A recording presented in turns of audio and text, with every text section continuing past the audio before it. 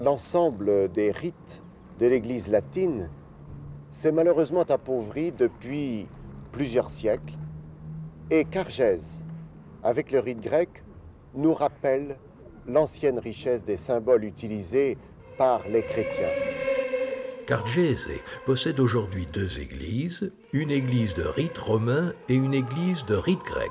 L'archimandrite Marchiano est le seul responsable de ces deux paroisses. Tout en étant prêtre de rite oriental, il est rattaché à Rome.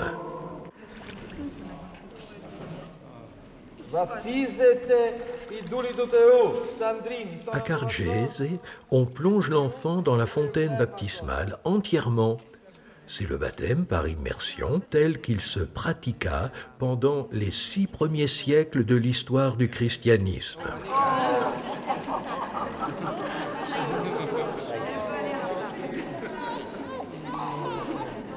Cette communauté d'origine orthodoxe devait reconnaître l'autorité du patriarcat de l'Occident, c'est-à-dire du pape, mais il n'y aurait pas eu d'acte d'abjuration officiel de l'orthodoxie.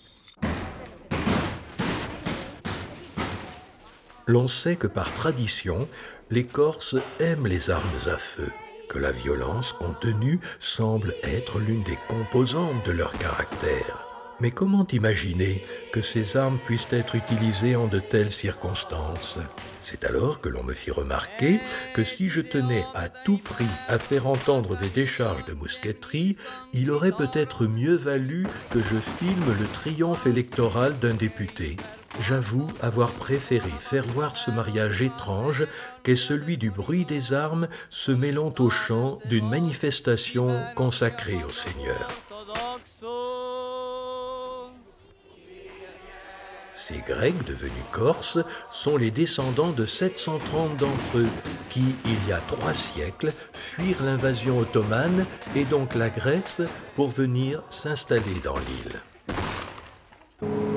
Il y a des jours où moi, où le Seigneur m'enquiquine dans ma propre vie.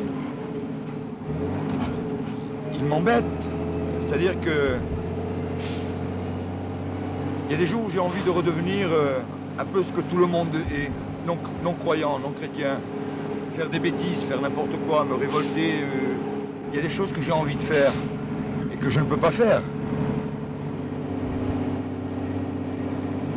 Parce que chaque fois je ressens, comment je peux dire ça, un regard qui est derrière moi, qui me suit. C'est pas quelque chose qui pèse, mais quelque chose qui fait question en moi. La religion des Corses, comme toute religion populaire, est du domaine du vécu. Alors qu'on voudrait la faire rentrer absolument dans certaines catégories intellectuelles. La religion populaire n'est pas du domaine des concepts, mais du domaine de la vie et de la vie de tous les jours. Jean-Paul Cuilici, 35 ans, de Lévis, est guide au parc naturel régional. C'est un homme secret chez qui la rudesse du montagnard s'allie à une grande sensibilité intérieure. Dans ces moments-là, je ne peux pas penser à ma famille. Ou alors, je redescends et je ne fais plus rien. Je pense à l'endroit où je me trouve. Je pense à quelqu'un qui peut disons, m'aider. Et ça peut être que Dieu. Je compte sur moi-même, mais en faisant ce que je fais, peut-être je vais faire une faute, et cette faute, il peut me l'éviter.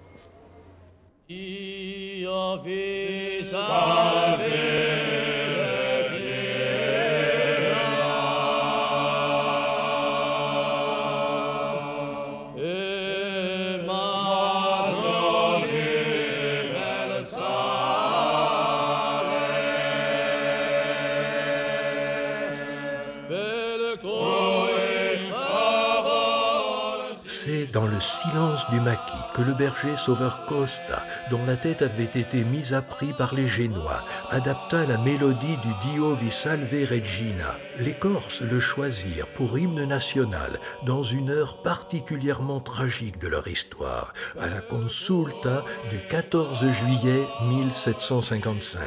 La Corse était alors, répétons-le, une colonie de la République de Gênes.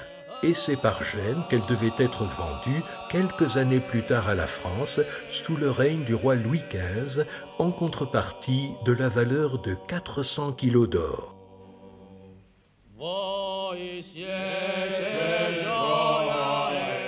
Nous voici revenus à Casamaccioly le 8 septembre, jour de la Zanta du Niolu.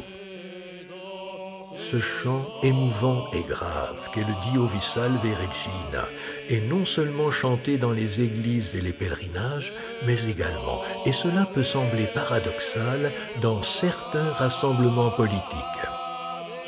C'est ainsi que la foule d'environ 25 000 personnes qui défila en janvier 1980 sur le cours Napoléon à Ajaccio pour exprimer son émotion, son désarroi, son chagrin devant la mort qui venait de frapper, reprit plusieurs fois, au moins 4 fois, au milieu d'autres chants, au milieu d'autres cris, cet hymne à la Vierge.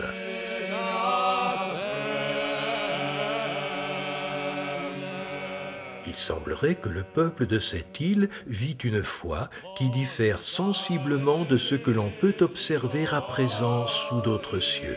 Cela fait bien 20 ans que l'on ne voit plus en France continentale des foules de plusieurs milliers de personnes descendre dans la rue, évêque en tête, comme c'est le cas ici à Ajaccio, tout simplement pour faire dévotion à la Mère du Seigneur. Cette foi populaire se révèle tonique.